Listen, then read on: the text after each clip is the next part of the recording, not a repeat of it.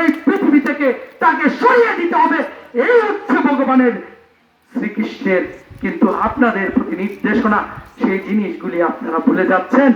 যে জিনিস আমি বলতে চাচ্ছিলাম না, কিন্তু আমি বলতে বাধ্য হচ্ছি। আমি গ্রামে গঞ্জে যেখানেই যাই, আমি প্রায় একটি মেসেজ পাই, আমার ছোট্ট বোনটি ধর্মান্তরিত হয়ে যাচ্ছে, আমার ছোট্ট ভাইটিকে ধর্মান্তরিত করা হচ্ছে। কেন করা হচ্ছে? নিশ্চয়ই আমাদের ধর্মীয় গুরুরা এবং যারা গীতা শিক্ষা দিচ্ছেন তাদের উদ্দেশ্যে আমি বলবো, আমার যারা লিডার আছেন তাদেরকে আমি বলবো যে আমাদের শিক্ষা মনে হয় আমরা সঠিকভাবে দিতে পারছি না। সঠিকভাবে দিতে পারছি না বলেই কিন্তু আমার ছোট্ট ভাইটি চলে যাচ্ছে, আমার ছোট্ট বোনটি চলে যাচ্ছে। এটা আমাদেরই ব্যর্থতা আমি মনে করি। সেই ব্যর্থতা থেকে আমাদেরকে বেরিয়ে আসতে হবে। এক গুরু দায়িত্ব নিতে হবে আমার পিতা এবং মাতাকে।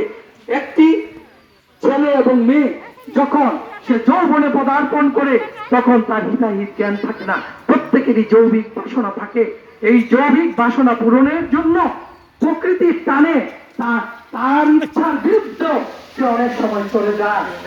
কিন্তু আজকে আমার মা বোনদের এবং যারা গুরুজনদের প্রতি আমার অনুরোধ থাকবে, যারা যৌবনে পদার্পণ করবেন তাদের প্রতি আপনারা লক্ষ্য রাখবেন।